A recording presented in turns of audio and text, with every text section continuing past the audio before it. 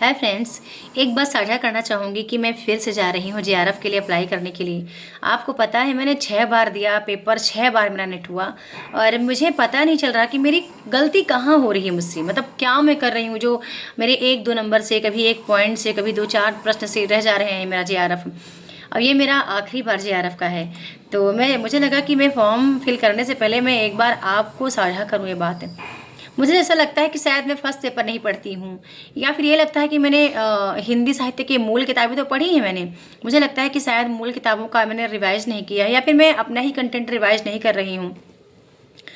बहुत मन में भ्रम भी है, संशय भी है, जबकि मैं इतना जानती हूँ कि मेरा ई बुक पढ़ने के बाद नेट तो निकलेगा। नेट की तो मैं गारंटी लेती हूँ कि उसको पढ़ने के, मेरा कंटेंट पढ़ने के बाद यदि आप कहीं भी लाइव क्लास नहीं भी ज्वाइन किए हैं तो भी आपका नेट निकलेगा, यदि आपने उसको 2 से 3 बार बहुत अच्छे से एकाग्रता से आपने रिवाइज किया है। लेकिन बात जहाँ जेआरएफ की होती है, तो जेआरएफ के लिए पता नहीं कहाँ गलती हो रही है, क्या ऐसा है जो छूट रहा है, कुछ नहीं समझ में आता। इस बार फिर से जा रही हूँ, एकदम हताश नहीं हूँ मैं, पर जिस दिन रिजल्ट आता है, रिजल्ट देखती हूँ तो मेरे ही पढ़ाए छात्र नेट जेआरएफ कर ले रहे हैं और मैं ही पीछे रह जा रही हूँ। इस बार मैं क्षमा भी चाहूँगी, सफ़ी से माफ़ी मांगूंगी कि मैं कोर्स में ज़्यादा काम नहीं कर रही हूँ, ना ही मैं कोई बैच लॉन्च कर रही हूँ किसी प्रकार का भी। रिजल्ट तक या फिर पेपर देने तक, पेपर दे के आऊँगी, मुझे फुल कॉन्फिडेंस हो जाएगा कि हाँ मैंने मूल पुस्तकें पढ़ी हैं और उसका ये प्रतिफल मुझे मिल रहा है, तो ही कुछ बोल पाऊँगी। लेकिन अभी सिर्फ हाँ इतना है कि हाँ फेस टू फेस ज़रूर पढ़ा रहे हैं। कुछ ही मित्रों को, जैसे मैंने 20-25 मित्रों को मैंने वहाँ पे ऐड कर रखा है कि चलो उनको लगता है कि नहीं हो रहा तो हाँ नेट तो हो जाएगा, नेट की गारंटी मैं लेती हूँ, थोड़ा मेहनत करोगे तो जेआरएफ हो जाएगा आपका। पर मैं खुद के लिए नहीं समझ पा रही कि गलती कहाँ हो रही है। तो कमेंट सेक्शन में आप ज़रूर लिखना आपको क्या लगता है। मतलब ये मत लिखना कि कितना टाइम देना चाहिए, मैं टाइम खूब दे भी रही हूँ इस बार अपने लिए। बस हाँ कोर्स वालों के लिए टाइम नहीं दे पा रही दोस्तों, उनको सिर्फ टाइम दूंगी 1 दिसंबर से लेकर के 15 दिसंबर तक, सिर्फ इतना ही उनको टाइम दूंगी। 15 दिन की क्लास उनको मूल पुस्तकों के बीच बीच से निकाल करके कंटेंट दे दूंगी कि हाँ ये चीज़ें कुछ हैं इंपॉर्टेंट ई बुक के अलावा। बाकी जितना उनको कंटेंट दिया गया है वो पढ़ें, अच्छे से ओल्ड पेपर को पढ़ें, ठीक है, और अच्छे से आप पुस्तकों को पढ़ें, जो पुस्तकें मैंने ग्रुप में दे दी है सभी के लिए वो पढ़ें, ठीक है। बस इतना चाहती हूँ कि आप भी प्रे करें, मतलब सबके लिए प्रे करें, मैं सबके लिए प्रे करती हूँ। कहते हैं कभी कभी दुआएं भी काम कर जाती हैं, तो आप भी प्रे कभी तो कर लिया करें मेरे लिए भी कि हाँ मैम का जेआरएफ निकल जाए, ठीक है। तो जेआरएफ निकालने का मेरा मकसद ये नहीं है कि जेआरएफ निकल जाएगा तो मेरे पास कोई डिग्री आ जाएगी, मैं पीएचडी कर लूँगी। जेआरएफ निकालने का मेरा एक ही पर्पस है कि यदि ये शिक्षा मैं नहीं छोड़ी ना इसको, तो कहीं ना कहीं मेरी बेटियों की शिक्षा अच्छी हो जाएगी, ठीक है। और मैं ही उनकी प्रेरणा भी हूँ। जब उनको कोई इनसे कहता है कि आपकी मम्मी इतने बार 6 बार नेट हैं और आप लोग नहीं पढ़ते हैं, तो उनको बड़ा मोटिवेशन मिलता है, बाकी मुझसे कहते भी हैं। तो मैं चाहती हूँ वो तीनों पढ़ लें, और बस इतना ही, बस वो मेरी जीवन में है, तो मैं नहीं चाहती कि उनकी शिक्षा रुके, क्योंकि जहाँ वो पढ़ रही हूँ वहाँ की फ़ीस बहुत ज़्यादा है स्कूल की, ठीक है। तो मैं चाहती हूँ 12th तक वो पढ़ लें, अपने अच्छे से प्रॉपर चीज़ों को समझ लें। क्योंकि आज मैं देख रही हूँ इंग्लिश मीडियम इंग्लिश का बहुत ज़्यादा है दोस्तों, बहुत ज़्यादा मांग है, ठीक है। हिंदी तो हमारी मातृभाषा है, हमको आनी ही चाहिए, वो तो लगभग ना पढ़े लिखे रहें वो सबको आ जाती है।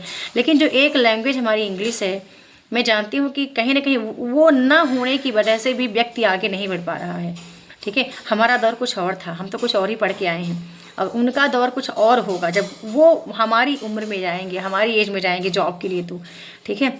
तो इसलिए मैंने कहा मैं आपसे एक बात साझा करती हूँ कि आखिरी बार मैं फिर से भर रही हूँ फॉर्म। एकदम पता नहीं क्या होगा, बस इतना जानती हूँ कि मेहनत का फल तो मिलता है, किसी रूप में मिलता है। बस आपसे रिक्वेस्ट करती हूँ, यदि आप जेआरएफ हो चुके हैं, ठीक है, आप जेआरएफ कैंडिडेट हैं और आप मेरी वीडियो को देख रहे हैं, तो छोटा सा सुझाव जरूर दे दीजिएगा कि वास्तविक में क्या है, क्या चीज़ें हैं जो छूट रही हैं, क्या मैं मिस कर रही हूँ तैयारी के दौरान, ठीक है, किसको मैं टाइम नहीं दे पा रही हूँ। इस बार मैंने खुद ही संकल्प लिया कि मैं खुद को टाइम दूंगी। हाँ एक बात और कहना था, मुझे अनावश्यक मैसेज ना किया करें व्हाट्सएप पे, ना ही अनावश्यक कॉल करें मुझे, बस इतना और गुजारिश करूँगी आपसे, ठीक है। जब बहुत अर्जेंट हो, आपको लगे कि हाँ कुछ चीज़ें हैं मैम से सॉल्व होंगी, तो मैं मदद करने के लिए तैयार हूँ। आपको लगता है कि ई बुक मैम की मुझे लेके पढ़नी है, तो ई बुक के लिए आप 200 रुपये पे करके आप ई बुक ले सकते हैं मेरा, और उसका प्रिंट आउट आप निकलवा सकते हैं, क्योंकि मैं भी कुछ लोगों का किताब भी भेजने जा रही हूँ इसी लगातार। एक देहरादून के लिए, एक गुजरात के लिए है, एक हरियाणा के लिए है, करनाल जाएगा, ठीक है। उन लोग का पेमेंट पड़ा था कई दिनों से, तो आज स्पीच बोर्ड करूँगी तो पहुँच जाएगी। 3 से 5-6 दिन, 5 दिन लगता है पहुँचने, 5-6 दिन में पहुँच जाती है। ठीक है, अब क्योंकि इसमें कोई छुट्टियाँ नहीं है, कोई त्यौहार नहीं है बीच में, तो ठीक है।